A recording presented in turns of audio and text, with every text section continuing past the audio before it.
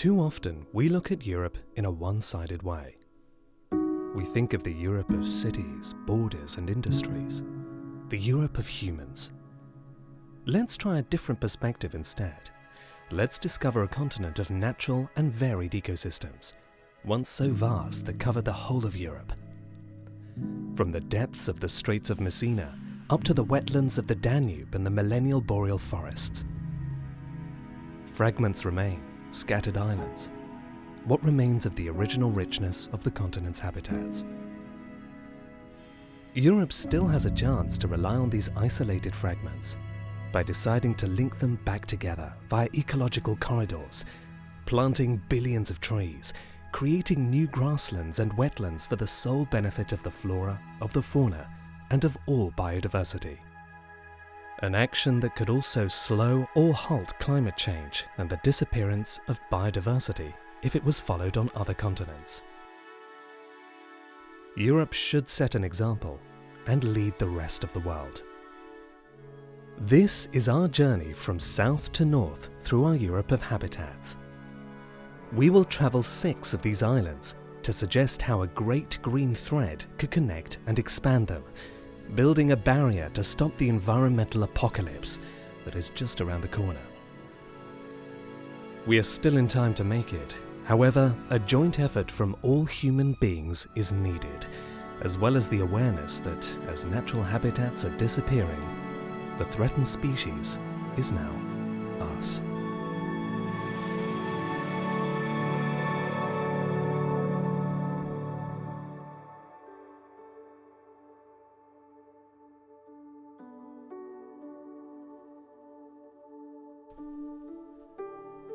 Habitat's journey begins on the Aspromonte mountain, the southern border of Europe.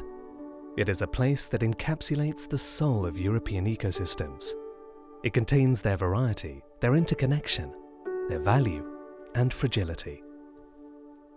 The Aspromonte starts underwater, where the plains carved by the mouths of the rivers that descend from the summit of the mountain meet the abysses of the Strait of Messina.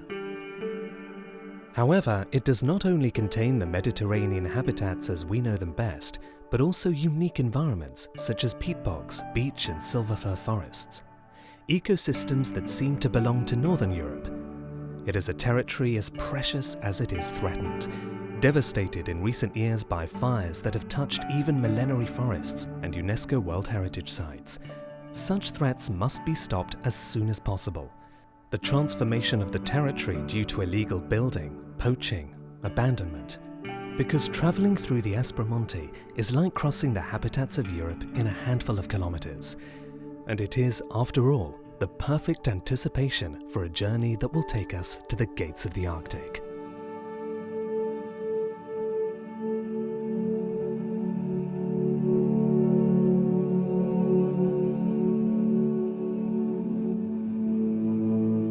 Partendo dalla costa alla montagna, infatti gli habitat sono molto vari. Non dimentichiamo che l'Aspromonte nasce dal mare e naturalmente ha un intimo, diciamo così, legame col mare stesso, con i fondali marini, dove, quasi come fosse un effetto specchio, possiamo definire così, l'estrema biodiversità che troviamo in terra la troviamo anche sott'acqua.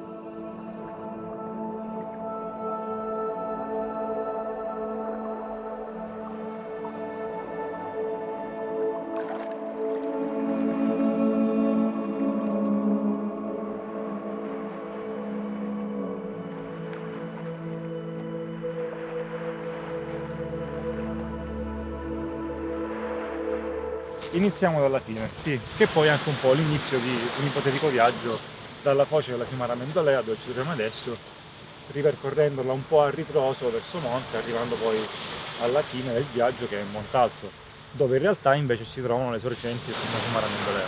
Un luogo molto interessante, la fiumara, perché sono dei luoghi iconici della costa ionica reggina. E risalendo attraversano tutti gli habitat di particolare interesse per l'Aspromonte. Ripercorrerle rappresenta così uno spaccato dell'intero Aspromonte.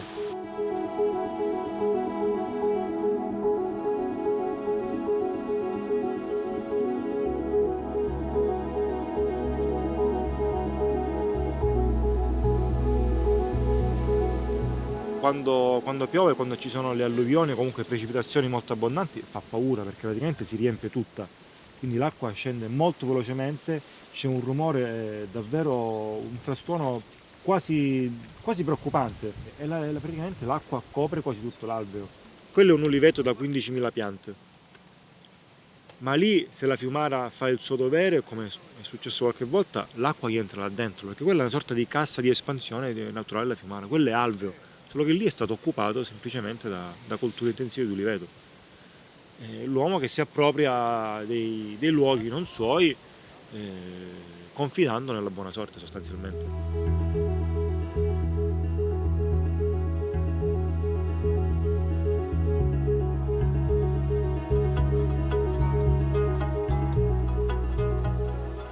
Locudi è uno dei paesi, dei borghi fantasma più emblematici dell'Aspromonte. Locudi è famoso nel mondo ornitologico e del birdwatch per ospitare una delle colonie, diciamo, più numerose di rondine rossiccia a livello italiano, e quindi all'interno di queste case loro scelgono i loro siti di riproduzione e creano questi fantastici nidi che hanno una forma molto strana, che adesso cerchiamo di scovare in realtà.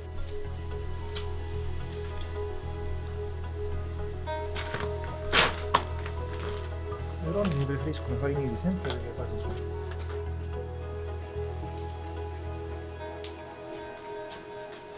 La preservazione di questi ruderi ormai è fondamentale per la rondine rossiccia. Qua trovano l'ambiente ideale, siti di alimentazione, siti di nidificazione, e quindi ogni anno ritornano.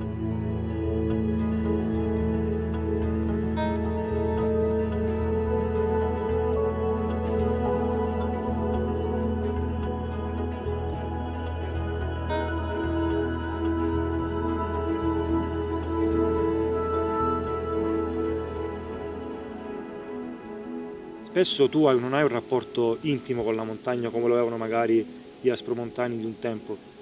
Oggi arrivi da ovunque, arrivi da Reggio Calabria a fare una passeggiata, in un'ora e mezza sei qua, se sei un malintenzionato appicchi il fuoco, te ne vai, e tanto per te quello non conta nulla, il bosco per te non conta nulla. Direi più che altro che ormai l'uomo ha perso il contatto con la natura. Perdendo il contatto con la natura, in senso generale in questo caso, non senti più quasi il bisogno di proteggere gli ambienti naturali. Si brucia il bosco di Pesdavoli, si brucia i querceti millenari della Valle Infernale, non ti importa quasi nulla. Siamo in pochi ormai ad avere a cuore questo tipo di ambiente e questo tipo di habitat, e penso sia arrivato ormai il momento di ritornare a dare un poco all'ambiente, e questo si può fare prendendosi cura di questi posti, altrimenti non rimarrà nulla.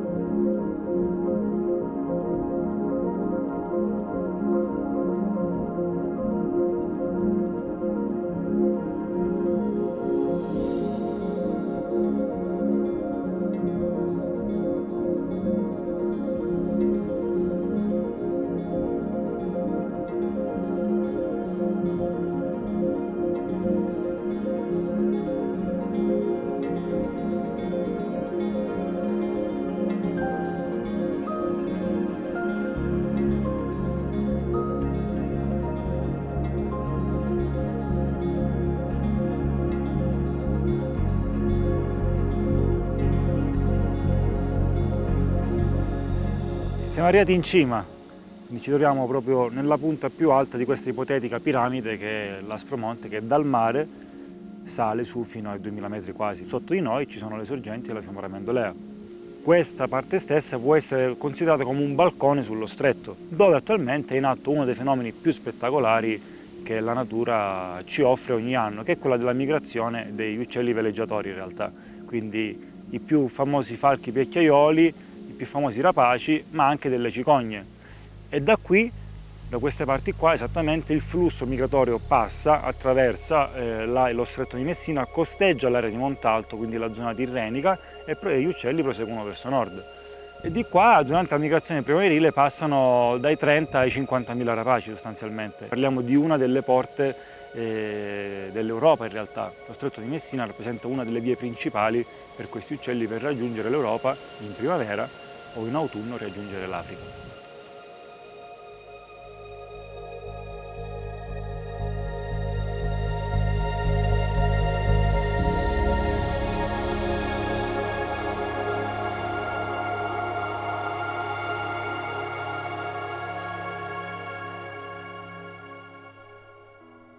Saving the Aspromonte will also mean restoring its connection with the rest of the habitats of Europe. That green thread running through all the Apennines and which connects forests, rivers and countryside, bridging the gap between Mediterranean and mountain habitats. A threat that is, however, interrupted too frequently by infrastructure and urban areas. Net cuts in corridors which can only be remedied by reforestation, renaturation and with ecological bridges. There are areas where this challenge is even more important. The triple boundary of the Eastern Alps between Italy, Slovenia and Austria is a crossroads of species from all over Europe. It is also the scene of an unexpected comeback, that of the large carnivores, the bear, lynx, wolf and the golden jackal, who here take back territories they sometimes lost centuries ago. They cross the Alps regardless of political borders, but stop in front of motorways, towns and industrial estates. Often impossible limits that, if man continues to expand at the current rate, will make us lose our last chance for the reappearance of large carnivores, for which the interconnection of habitats is a necessary condition.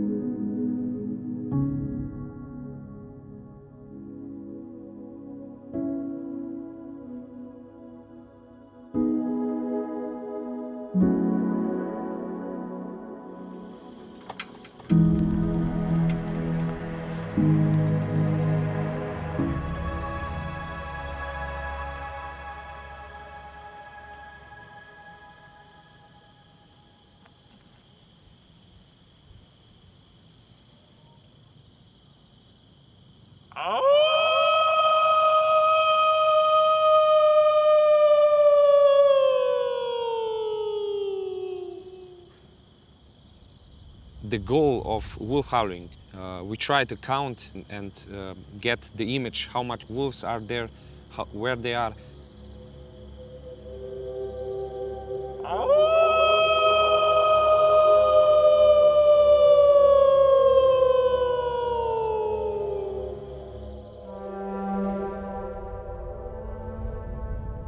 We are currently monitoring 3 of the quite rare species here, so lynx, wolf and bear. Large carnivores are actually one of the great regulators. This is why it's so important that we keep them in the ecosystem, especially in that kind of ecosystem that they played a big role in the last thousands of years, and I'm sure they need to stay there and keep that role, because otherwise it could break.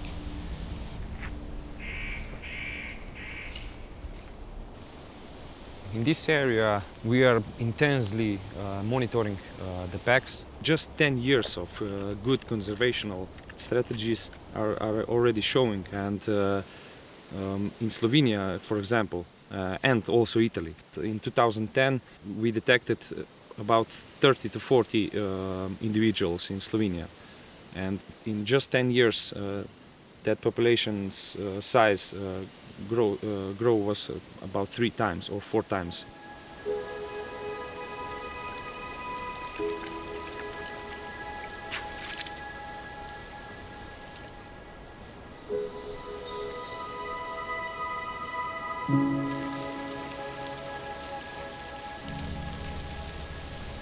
What happened now, we were just checking our photo trap here that we have set for the wolves, for the capturing of the wolves. And we detected one of the rare bears that are moving here in the Jelovica Plateau. In Slovenia we have quite big densities of bears in the south. The bears started to disperse into the new habitats that are here in the Alps, and the bears will start to disperse to other areas too, as well as Italy or Austria.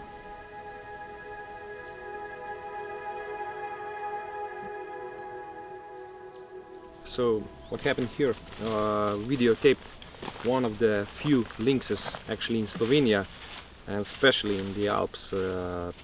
We are happy to see that he's okay and doing fine. A lot of suitable habitat for lynxes were destroyed or maybe disconnected. Now we can see some of the subpopulations that began to shrink a lot, and the biggest reason for that is, of course, human impact.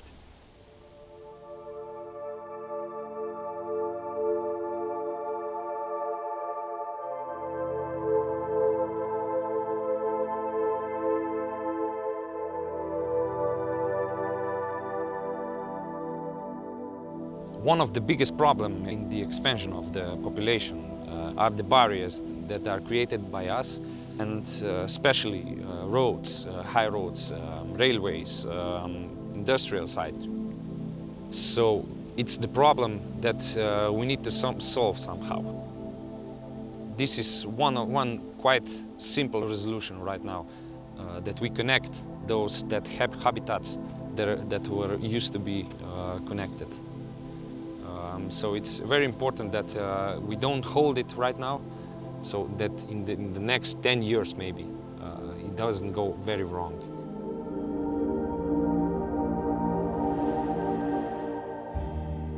Ecoducts, reforestation and habitat protection are the key to reforestation for large carnivores and their ecosystems. Moving further north, however, the situation changes. The mountains soften and then end.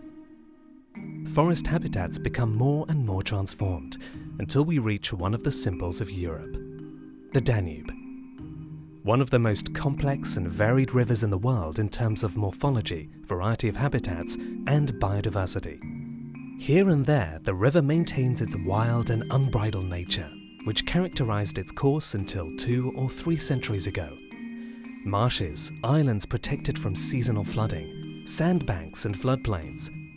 However, it also represents the threats that all watercourses have faced over time. It suffered and still suffers from the construction of dams and dikes, regulation and anthropisation, which have led to the disappearance of the now very rare wetlands and of the inestimable biodiversity living there. We must therefore put an end to the idea that the Danube is an inexhaustible resource at the disposal of humans, to protect its frail, wonderful, wild soul.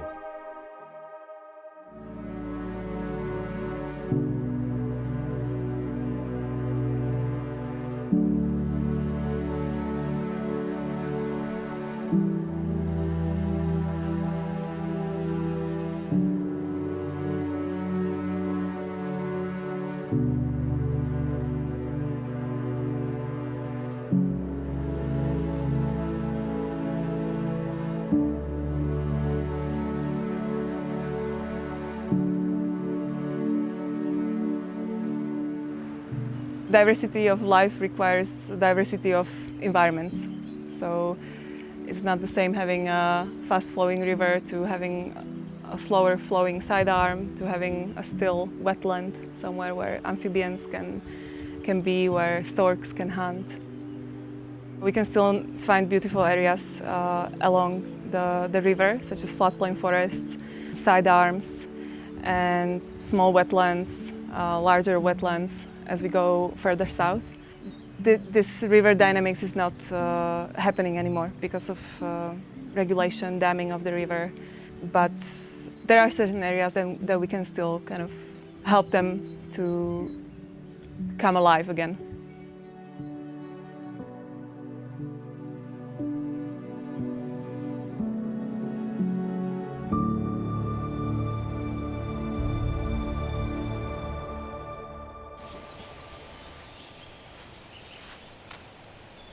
So wetlands and wetland ecosystems all over the world are one of the most threatened ones.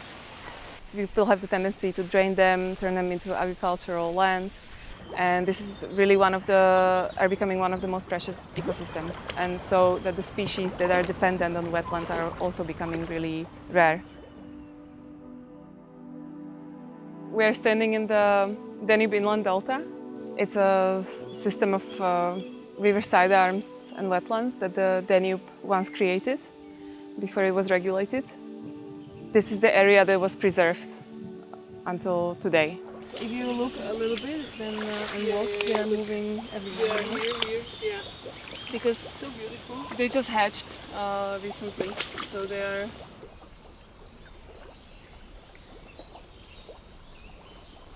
If we want to revive it, we need to bring back water to the system. It's the main element that has created these ecosystems, and is the main element that the species living here are adapted to and that they need.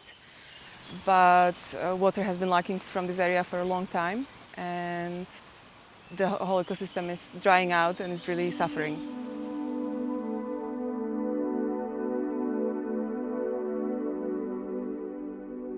In the past, before the construction of the river dam and before regulations, the Danube would bring 3,000 cubic meters of water per second and even more in certain areas, and would feed this whole area. And now 90% of this water is being taken away by an artificial channel. So here only 30 cubic meters of water are being let.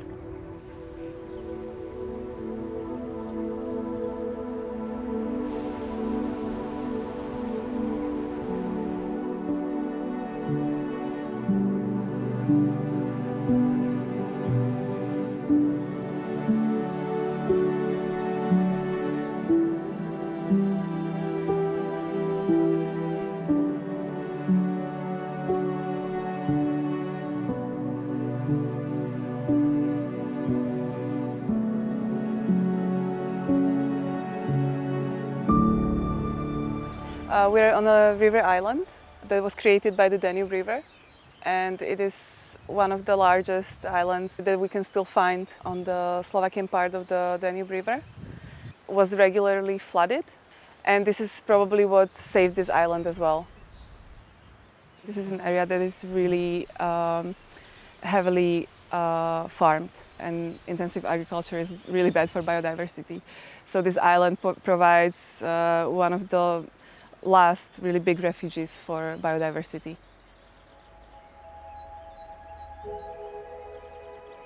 It used to be a really wild area here before the regulation. I can't even imagine myself how it must have looked like, but I'd like to see the Danube more free. And I'd like if we didn't just look at it as a water highway, but really a living ecosystem. We can definitely find a compromise and find places where it is really not necessary to have the river under so much control.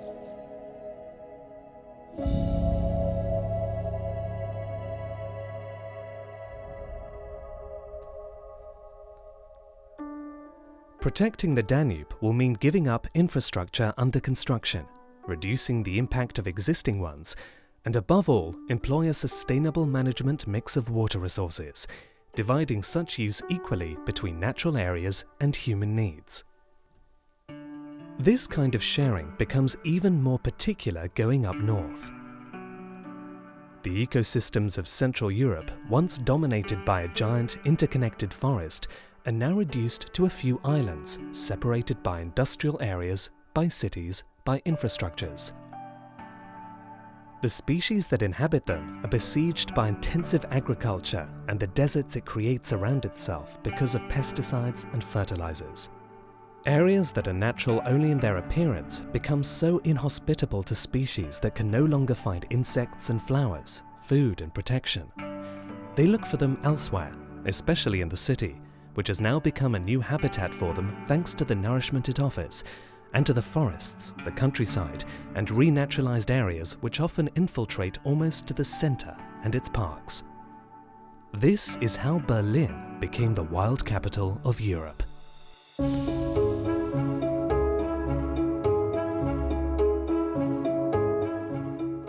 is not clean. Berlin has wild gardens. Berlin lost many gardeners. Berlin lost buildings. Berlin lost streets, and the nature is coming back. It's not clean city, and that's the reason. That's the reason, because it's a chance for the plants and the animals to come back.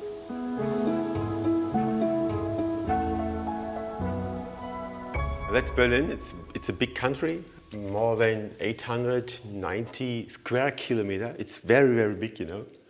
And more than 40% of our city is green, forest, water. It's crazy. So we have many, many animals, small one and big one. Biggest are maybe wild boar or fox or raccoon. And they are not only living in the neighborhoods, they are also living in the city center. It's interesting because the wildness, the spectre is not really for the animals. It is for 3.5 million people who don't understand what happened. For the most people, the animals are living outside, but it's not true. They are living inside. And the people have to remark that they are not alone. So I have to look for the animals and have maybe to talk to the people. 20 years ago, there were some raccoons, maybe 10 or so. And now every day we get telephone call for about 10, 20 raccoons. So from my opinion, we have more than 1,000, 1,500. First of all, I have to control the situation between a human and animal. And sometimes something is wrong, like here. Here's a family of raccoon who's very close to the people. They get food every evening, so they have no distance. And yesterday there was a family here with a child, and the raccoons are coming too close to the child. And we have problems with people who give them food because of the losing distance. You heard it?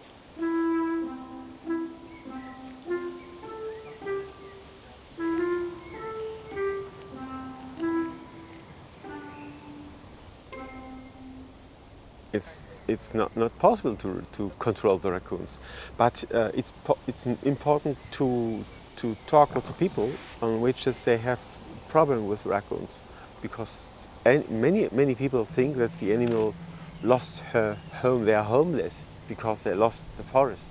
But the raccoons and other animals are very clever. They know that the forest is not their home. The home is the city.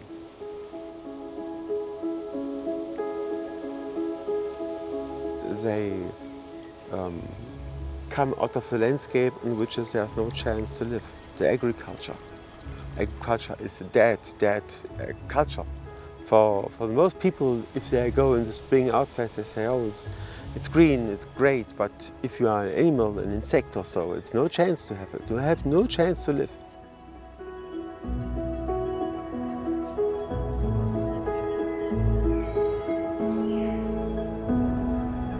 Suddenly, the nature was on the door and come in. And that's very important, to talk about the situation and not to fight with the people, but to tell the people the reason. That it is not possible to bring the animals back to the forest. We have to learn, and we need the animals, we need the nature, we need the insects. But a moment, for my opinion, a big chance and a big change, because now the new generation of humans remark that it's not more important to have big streets, big cars, but it's more important to have the nature inside.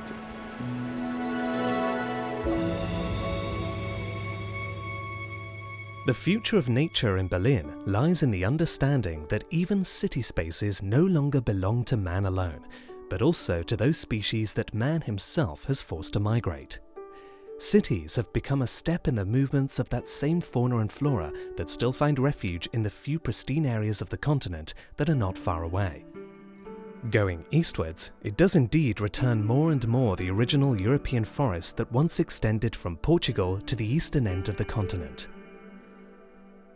It is said that a squirrel could cross the continent without ever touching the ground. In Bialowieza, in Poland, a fragment of this now extremely rare habitat is still preserved. An unspoiled forest that is home to species that have now disappeared, like the European bison. A place where both ancient trees and microhabitats maintain ecological processes unchanged over millennia. Bialowieza is, however, under siege by fires, agriculture, and above all by senseless forest cutting. The last at the center of a major political battle in 2017. It will be necessary not only to protect the heart of Bialowieza, but also its outer fringes and the valuable interconnection it has with the rest of Europe, because it represents one of the deepest souls from which to start the renaturalization of the continent.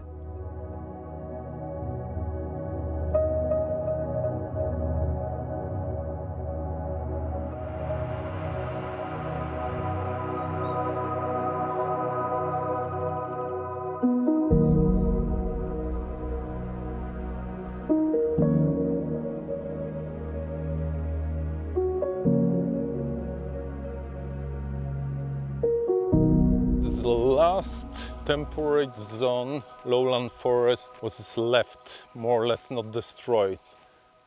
The magic thing of this forest is that you can go just 500 meters out of your house and you can meet the rarest woodpecker in Europe, or pygmy, or wolf, or bison.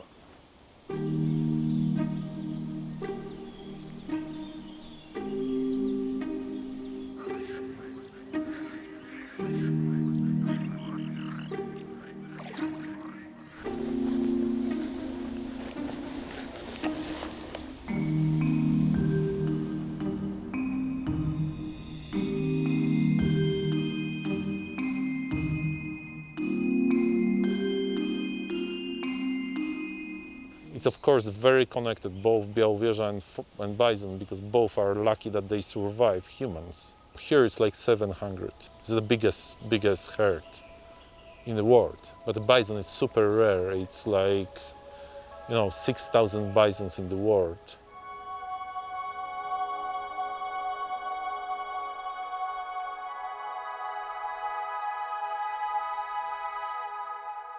But they are, super animals. They're like you look out your window and you feel like Neolithic guy.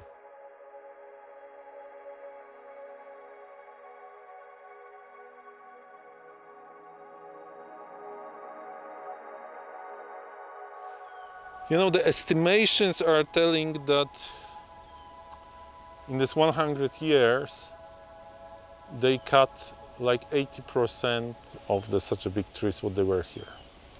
And then suddenly, those guys, they came in 2015, I think, to the power, and in 2016, little bit they start cutting, and in 2017 was just craziness.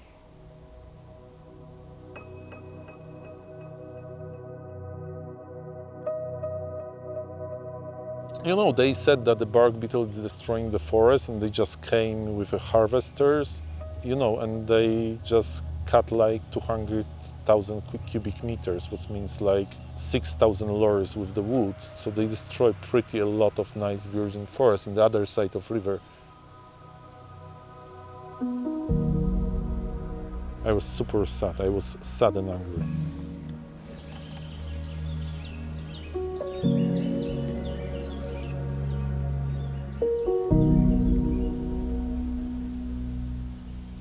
The forest doesn't need management. No. This is what you need to do, it's just to leave alone. Leave it. Just leave it and it will, will grow itself. In Europe, we need to have a more Bialowieza. What's just to decide to leave it.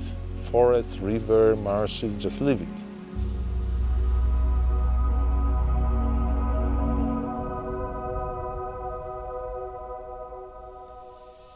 After Bialowieza, the forest does not stop.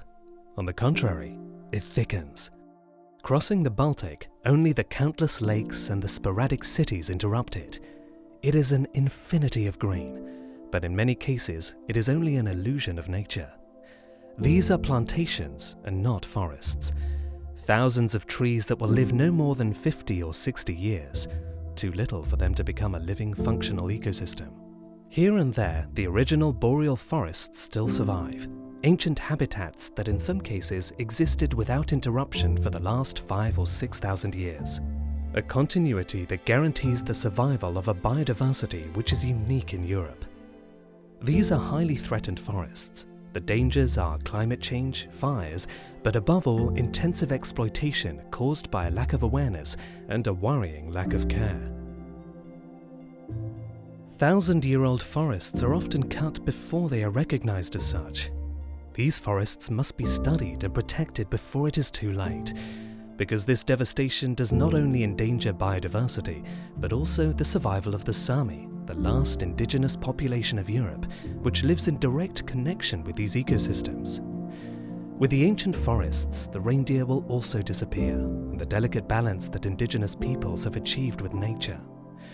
A lesson of coexistence that as Europe desperately seeks to save its habitats, we must learn. And that it is preserved here, at the gateway to the Arctic, where our journey ends.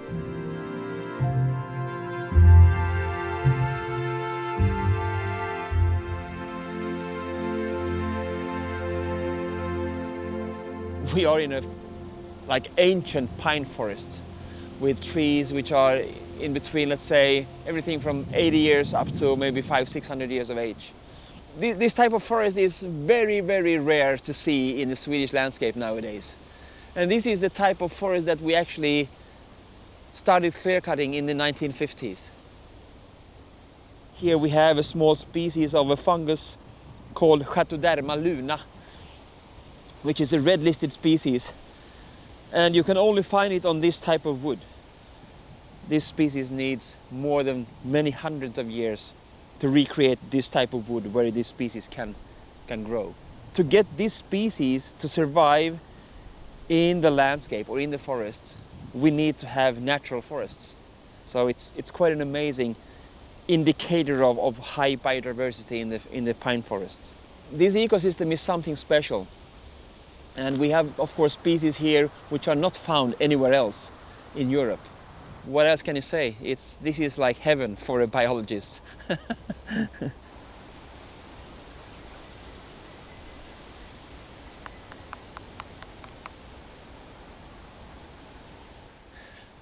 This tree might be hollow because it seems to be a forest fire scar on the backside here, or some kind of scar. So, but we'll try to drill it.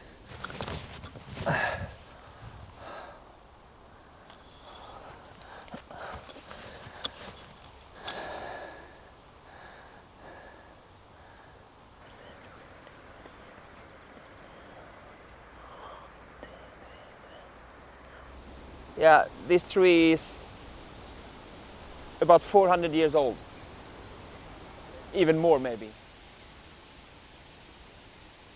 This type of forest or this type of pine forest has been evolved in this area probably for the last 3, 4, 5, maybe 6,000 or 7,000 years.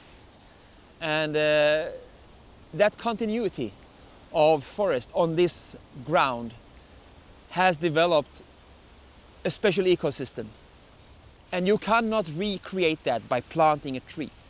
That's totally impossible, because then you have to see or see to that this planted tree gets the chance to be 300, 400, 500 or 600 years old. And we don't do that.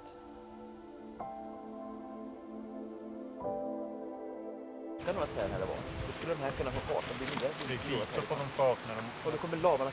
För nu är de undertryckta med andra. Exakt. Ja. All the indigenous people see forest and nature in another way, in another perspective.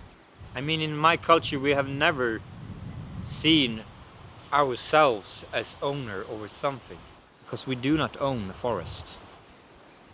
I can see a pattern that we lose touch to nature, and it's sad what will happen to nature and society when my culture is gone.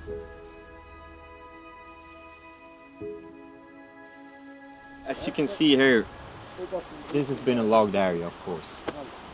And I mean, this is the worst case scenario for us. It was a forest where we could graze our reindeers. This was a very important area. This was old growth forest. These trees had plenty of lichen on the trees, hanging lichen. And that is key for our reindeers. This was a place where there was life. And as you can see now, it's dead empty.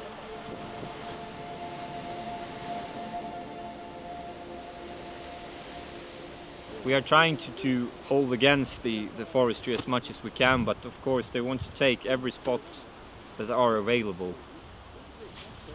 Worst case scenario, if they keep on logging at the same pace that they are doing, I mean, all the old growth forest would look like this. There will be no old growth forests, and we will not be able to herd our reindeers. The culture will die with it.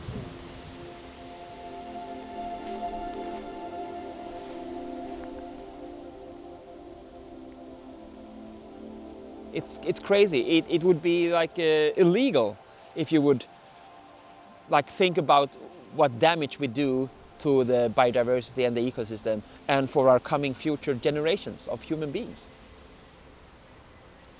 This is the most crucial time, I think, because now we have the knowledge, we have the science telling us the scientific facts of how everything is connected or interconnected.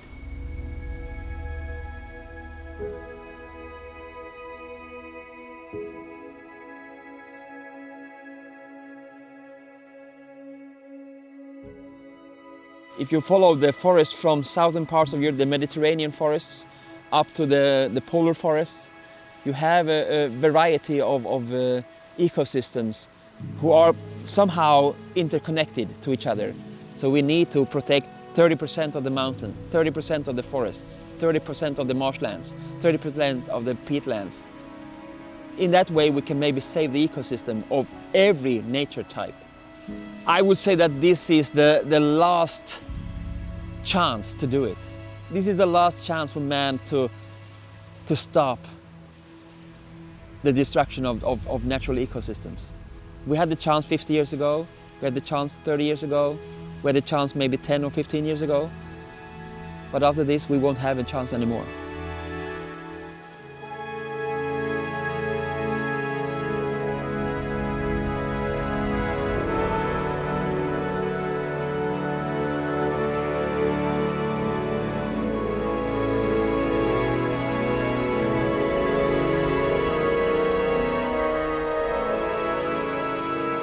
We should actually protect maybe half Earth for the nature itself. I think it's a very nice idea. So we human beings can start to understand how we could be sustainable on the other half. That would be my dream, of course, but it's a long way to go.